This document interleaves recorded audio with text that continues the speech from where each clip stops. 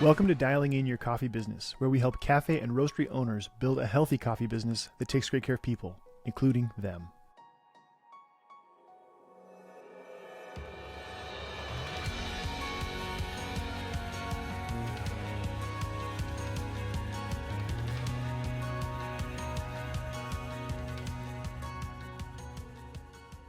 I'm Michael Ryan. I'm a certified business coach and consultant that helps coffee shop and roastery owners build a profitable coffee business that takes great care of all the people, including them. Today, we're diving into our 5-part series on talent management.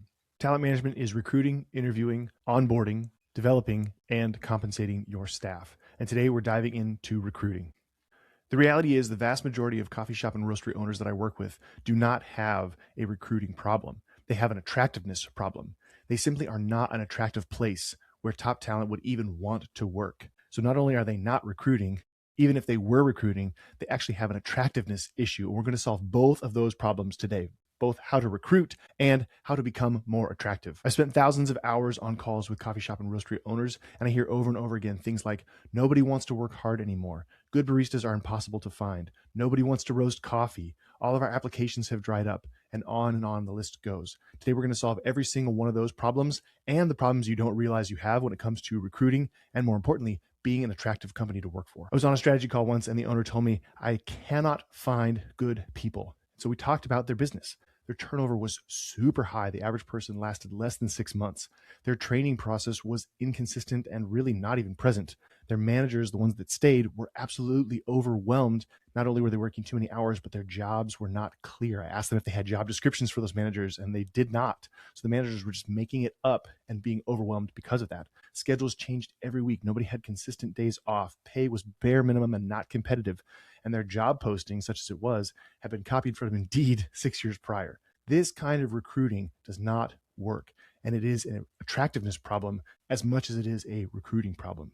The business is simply not an attractive entity drawing people towards it. Nobody wants to work for a business like that. Today, we're talking about recruiting, and we're going to solve that problem, but not in the way that you might expect. By the end of today's episode, I'm going to give you 7 proactive action steps and 7 things to avoid when it comes to recruiting and becoming a more attractive business to work for. So let's dive in. Most coffee shop and roastery owners recruit reactively. Somebody quits, they panic, they post a posting on Indeed or on their social media, and they cross their fingers and they hope. You cannot recruit retroactively. You cannot recruit reactively. Great multi-location coffee shop and roastery owners are always recruiting. They are always on. Every customer interaction is a recruiting opportunity. Every social media post is a recruiting opportunity. Every employee interaction is a recruiting opportunity. And every community event you host is a recruiting opportunity. You have to ask yourself this question: are we proactively recruiting? And is what we're putting out there something that people would want to come and work for us because they follow us? Think of it this way. If somebody followed your social media for 90 days, at the end of that 90 days, would they want to submit an application to work for you? If the answer is yes, number 1, you are a rare breed. And number 2, you are following these steps already. You're recruiting proactively. And more importantly, you're putting out there something that is incredibly attractive. The second thing you need to realize is that your current team is your best resource when it comes to recruiting. We'll talk about hiring regulars in a little bit, but your current team is your recruiting department, if you want to think of it that way. Most owners do not have a recruiting strategy, or if they do, they think that posting on Indeed is their recruiting strategy. No, your staff is your recruiting strategy. Do your staff members refer people to work for you? Do they wear your company merchandise proudly? Would they recommend that somebody work, maybe a family member work for your company, maybe at a different location, so there's not a conflict of interest? If not, you don't have a recruiting issue. You have a culture issue. You have an attractiveness issue. And it doesn't matter if people apply for you, because once they get there, they're going to leave because you don't have a good, strong culture. One employee referral is worth 50 online applications. It's so much more valuable. As a kind of an adjacent idea to this is the idea of hiring regulars, people who love your business. They're already devoted to your business. They love your business and they love it for the right reasons. They know what you're about. They know your culture. They know your core values, and they want to work for you. So staff and regulars are your 2 best recruiting mechanisms. Staff because they'll refer people to you, and regulars because they might actually be the ones to work for you.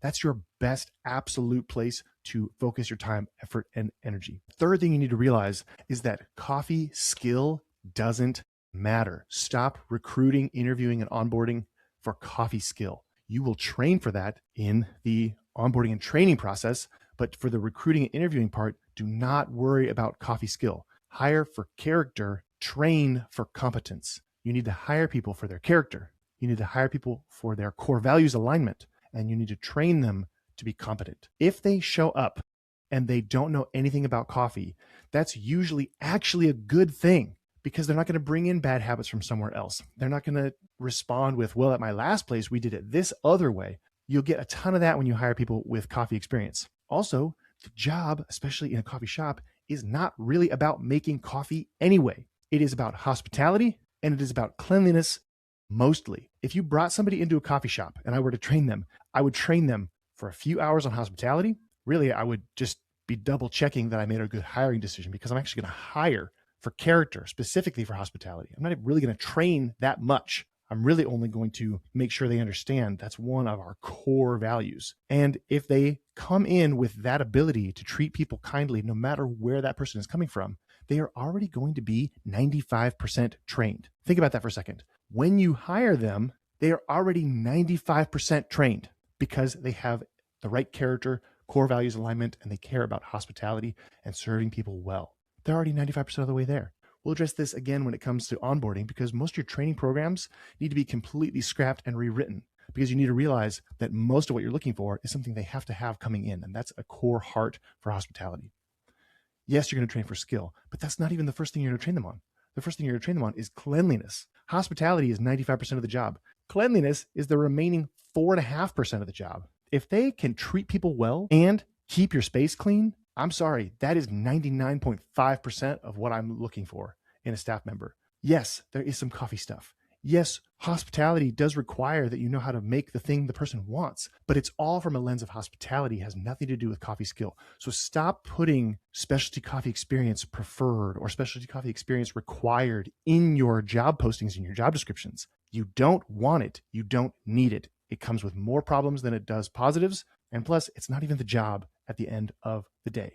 People are more important than coffee. People are more important than coffee. And if you hire people who want to treat other people well, then you won't have a problem with this.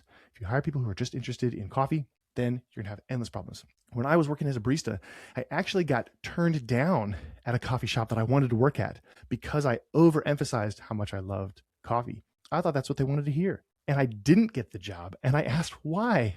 And they said, it's because you're too coffee focused.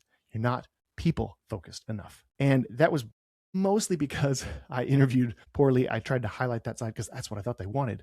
But I have so much respect for that business for not hiring me at the time, because they were staying aligned to their core values. People are more important than coffee. People are more important than the product you serve. So hire for hospitality, hire for reliability, hire for coachability, hire for humility, hire for core values alignment, and don't worry about whether or not they have coffee experience. You can teach latte art. I've taught thousands of people in less than 2 hours how to pour latte art. It's not that hard. You can teach dialing in. I've taught thousands of people how to dial in coffee, and it only takes 5 minutes. Dialing in is not that hard, especially if the machine is clean, which takes you back to cleanliness. You cannot easily teach somebody to care for other humans. I would rather hire a future leader who cannot steam milk than a coffee expert that nobody on my team enjoys working with, and none of my customers, none of my regulars enjoy being served by. You want to hire for future leadership. You want to hire for character. You want to hire for core values alignment, not for coffee experience, not for product enthusiasm, and not for a relentless pursuit of excellence. None of that matters. You just need to hire people who treat other humans well. So let's dive in. 7 things to do and 7 things to avoid. The first thing you need to do is you need to be recruiting all the time. I was talking with one owner, and they said they specifically told their staff to not accept applications unless they were actively hiring.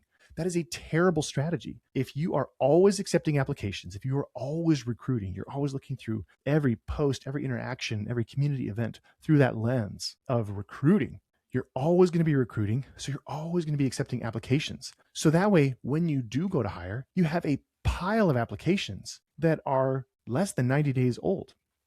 If you think you're going to be overwhelmed by having a stack of applications to go through, I don't know why you would think that. It's not that hard to go through a resume or an application. But if it is overwhelming, then you need to change your application process a little bit, change your online questionnaire that people answer. But you need to be recruiting all the time, always accepting resumes, always allowing people to log in and answer your intake questionnaire, and always be in that proactive forward center of mass energy posture. Don't wait until somebody quits. Always be building relationships with potential future employees. If recruiting only starts when you have an opening, you're already behind the ball. Imagine these two scenarios. Tomorrow, an employee is going to put in their notice. You don't know. Today, somebody comes in with an application. Today, somebody comes in with a resume, and they want to hand it to your staff. One staff member says, "We're always accepting resumes. Thanks." The other staff member says, "We're not currently hiring, so no thank you." Then tomorrow comes, and you get that 2-week notice or whatever. And in one scenario, you have that resume from yesterday. In another scenario, you don't have that resume from yesterday. A lot of owners worry that they're going to have a stack of resumes from, 3 years ago. Well, first of all, do you hire that infrequently? No, of course you don't. You hire all the time. The second of all, what often happens is even those older resumes or those older applications, you call those people back and they were looking for a job. They found a job, and then that job maybe didn't work out, or maybe they got let go, or maybe they moved again. It doesn't matter. People will move from job to job. So if they dropped off a resume or filled out an application 18 months ago, you might think, this is not somebody that's going to be available to, for me to call and see if they're still looking for a job. They might have found a job and left that job and be looking again. You have no idea what those people are doing, what they're going through, what their availability is. But if you have that application, if you have that resume, give them a call back. And you're going to have a stack of resumes to go back through, a stack of applications to go back through. Always be hiring, always be recruiting. So that takes us to the first thing you don't want to do. Do not only recruit when you're desperate. Desperation leads to rush decisions. Desperation leads to bad hires. Bad hires lead to higher turnover, and higher turnover leads to more desperation. It is a downward spiral. Desperation, rush decisions, bad hires, desperation, and on and on and on. You'll never get out of that scenario if you always default to recruiting only when you're desperate. The second thing you need to do, and this is really actually the core issue, is you need to proactively make your coffee shop business and your coffee roastery business more attractive. The best recruiting strategy is not actually a better job posting. It's being a better company. Cicero said, esse quam videre. That's Latin for to be rather than to appear. In our world, you want to both be and appear to be an attractive company. Be a better company. Focus on leadership. Focus on training.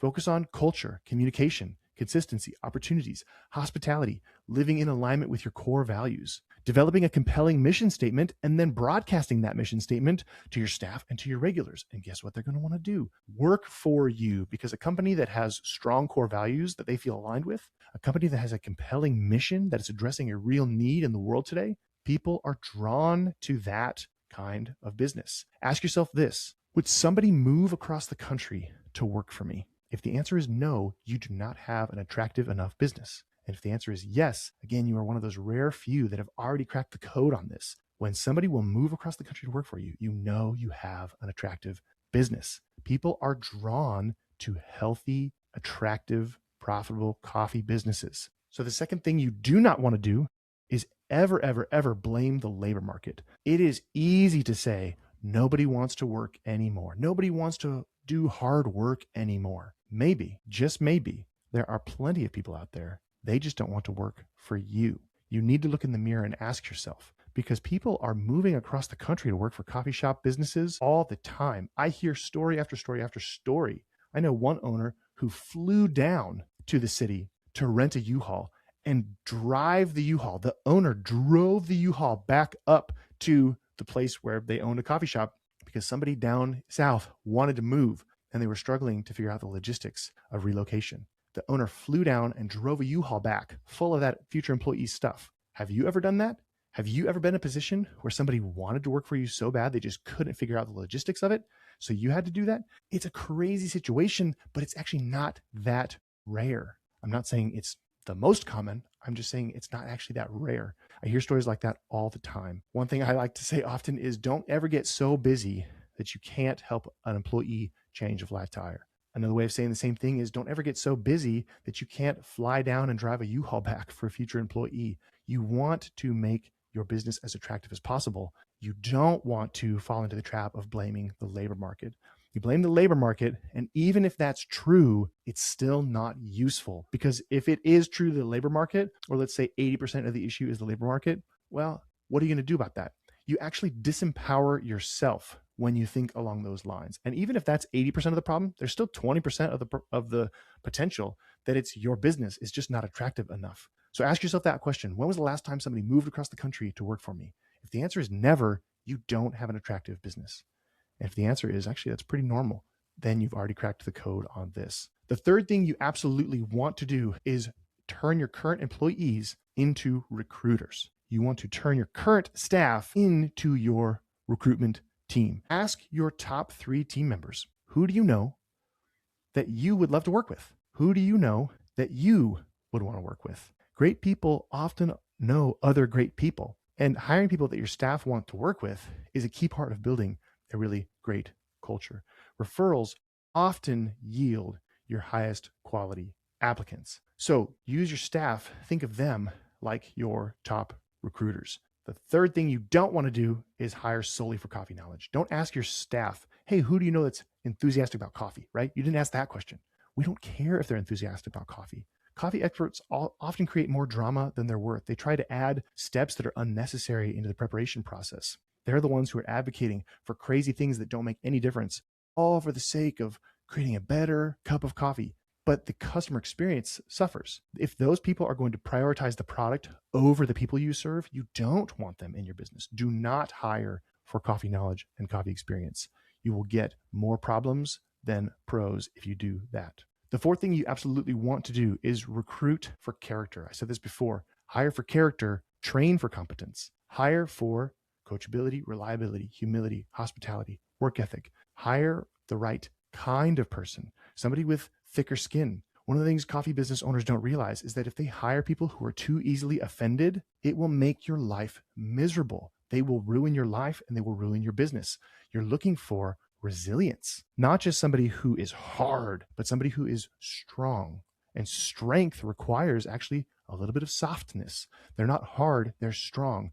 And they don't just bounce back, they bounce forward. Hard things make them stronger, actually, because they're not so rigid, but they're also not so fragile that even the tiniest little hiccup causes them to fall apart. You can teach coffee skills. It's very difficult to teach character. It's very difficult to teach resilience. So you want to hire for character, hire for resilience, hire for core values alignment, and don't worry about coffee knowledge. The fourth thing you don't want to do, you do not want to ignore your reputation. Now, you can go way too far with this. So before we go down this rabbit hole, if you are overly aware of what people are saying about you online, you're on one end of the spectrum. Okay. Overly aware is not helpful. However, at the same time, totally ignoring your reputation is also not super helpful. I was talking with one business owner, and they would every so often get kind of ripped apart on the subthreads inside of Reddit. And somebody who meant well would always make sure they knew exactly what people were saying about them inside of the subthreads on Reddit. Don't do that. That's not helpful. That's not useful. However, I would say a middle ground that's much better than either extreme is to have a sense of what people are saying about you. And if you need to make this somebody else's job to kind of, hey, tell me kind of the nutshell of what people are saying about me online, you want to be able to take a step back and kind of squint your eyes when you're thinking about what are people saying about me online? What is my reputation at large? You do want to be a little bit aware, so not hyper aware, especially not in the dungeons of Reddit, but also not totally ignorant, right? You don't want to totally ignore this, totally shut it down. Every interaction, every community event, every customer you serve is recruiting. Customers talk, employees talk, former employees talk. Your reputation is a huge part of building an attractive coffee shop and coffee roastery business. So don't ignore it completely. Again, don't plug too much into it, but don't ignore it completely. The fifth thing you want to do is to showcase your team publicly with their consent, of course, but you want to document what it's like to work for you. Use your social media as one of your primary recruiting tools. When you show behind the scenes photos or video footage, when you put out there into the world what it's like to work for you, team meetings, training sessions, employee wins, community involvement, career growth opportunities within your company. You put that stuff out into the world. That is great social media content. It's great marketing, but it's great recruiting as well. And again, it makes your company look that much more attractive to the right kind of person. Think of it this way. Future employees are watching your social media feed long before they apply. Future employees are watching you long before they ever apply.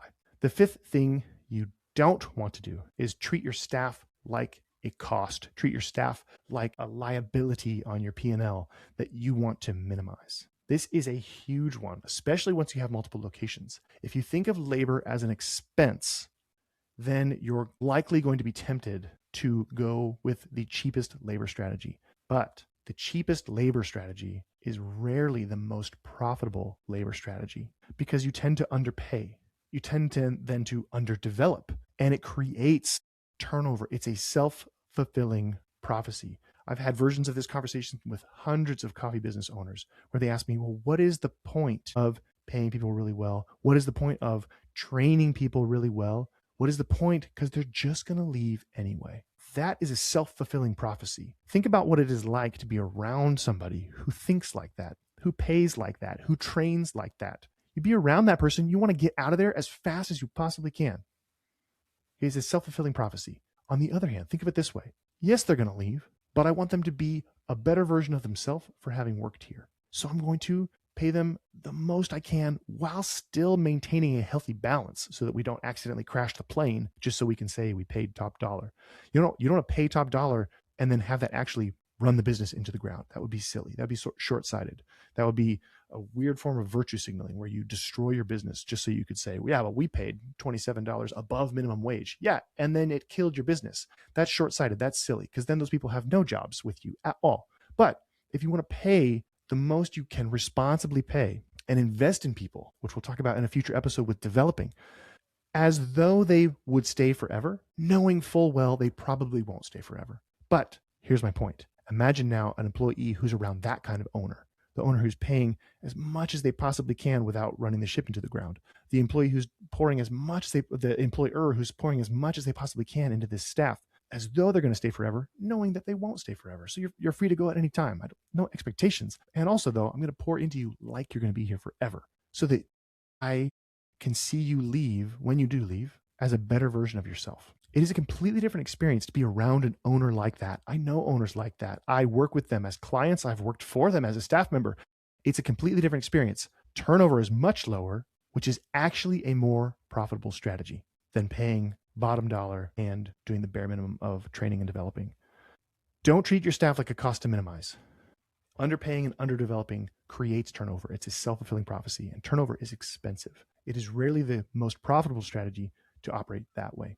The sixth thing you always want to do is build a recruiting bench. Like I said earlier, always be accepting applications, always be accepting resumes. You want a deep pool that you can then go fishing in because you don't know when 3 people in the same day are going to put in their 2-week notice. It could be tomorrow. Do you have 30, 60, 90 days worth of applications and resumes that you can turn to and draw from? Great multi-location operators especially have names ready before they have openings always. It is just part of how they operate smoothly day to day. Keep a list of people you'd hire tomorrow if an opening occurred.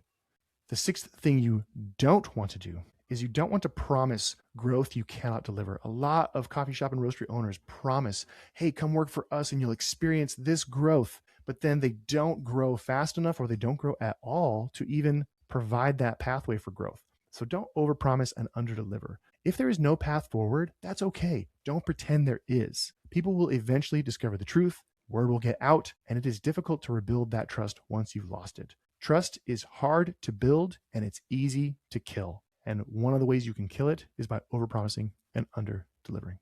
The seventh and final thing you absolutely always want to do is to sell opportunity, not tasks. Sell opportunity that actually exists, but not tasks. Most job listings read like a chore list, and it's okay to put the job description out there, but take a look at your job description. How attractive is that job description? Is it just a bunch of bullet pointed tasks, or is it an opportunity to become a new and better version of yourself? Look at your job posting and ask yourself, hey, would an amazing person want to take this job? With most coffee shop and roastery owners' postings, the answer is no. You read it and you're uninspired.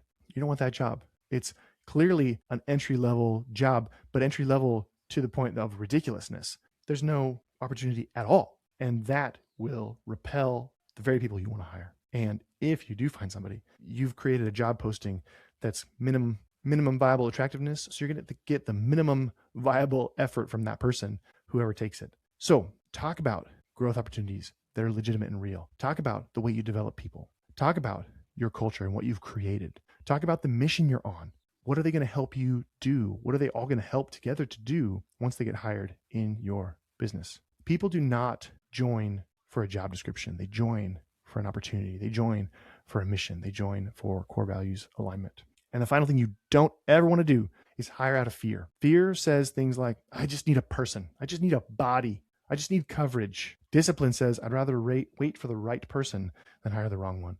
A bad hire always costs you more than a position left unfilled. So if you're recapping this, there are 7 things you want to do and 7 things you never want to do. The 7 things you absolutely want to do is be recruiting all the time. 2, make your business attractive. 3, turn your employees into your recruiters. 4, recruit for character, train for competence and skill. 5, showcase your team publicly on social media. 6, build a deep pool, build a recruiting bench, so to speak, of names that you would hire tomorrow if there was an opening. And 7, sell people on opportunities, legitimate opportunities, not on tasks. And the 7 things you always want to avoid: do not recruit only when you're desperate. Number 2, never blame the labor market. That disempowers you, and it's rarely true. It's really the whole truth. 3, don't hire solely for coffee knowledge. Hire for character, train for competence. 4, don't ignore your reputation. Don't get overly attached or invested in it. Don't go on those subthreads in don't go on those subthreads in Reddit, but don't go to the other end of the spectrum, the other extreme, and ignore it entirely. Number 5, don't treat your staff like a cost to minimize. Number 6, don't promise growth you cannot deliver. And number 7, do not hire out of fear. Wait for the right person. It's always better to do that than to hire the wrong person. You want to recruit proactively, but more importantly than that, on a deeper level than that, you want to build a healthy, profitable coffee business that is the kind of company that talented people would want to join. And avoid trying to recruit your way out of problems that are actually caused by leadership, that are actually caused by culture, that are actually caused by poor operations or non-existent SOPs. You want to build something that is so attractive and that it is on such a compelling mission that the most amazing people in the country, maybe even in the world, would move across the country, would move across the world to work for you, to help you accomplish the mission that your coffee business is on. Thank you so much for joining me for today's conversation on recruiting and becoming a more attractive, healthy coffee business. If you're enjoying this podcast, please consider subscribing on YouTube. That's a great zero-cost way to support this podcast. In addition, please subscribe to the podcast on Apple and Spotify. And on both Spotify and Apple, you can leave us up to a 5-star review. Please check out our online courses, our group coaching, and our one-on-one coaching. That's the absolute best way to support this podcast. If you have any questions or topics you'd like us to cover or guests you'd like us to invite, please leave those in the comments section on YouTube. If you're not already following us on social media, we are at Threadbare Coffee Consulting on Instagram, and that's really the only platform we're active on. That's where I regularly post bite-sized thoughts on what it will take you, the owner, to build a healthy coffee business that takes great care of people, including you. The content we post on Instagram overlaps with the podcast, but it's generally distinct from anything we cover on this podcast. If you haven't already visited our website, we have a myriad of free tools and trainings for coffee shop and coffee roastery owners. Everything from calculating your cost of goods sold for both a cafe and a roastery, which is completely different, pricing, which again for a cafe and roastery is completely different, managing labor percentage in a way that takes great care of people, etc., etc. All of those tools and trainings are available at our website, threadbarecoffeeconsulting.com. Thank you so much for joining us for today's episode. And last but not least, thank you for your interest in building a healthy coffee business that takes great care of people, including you.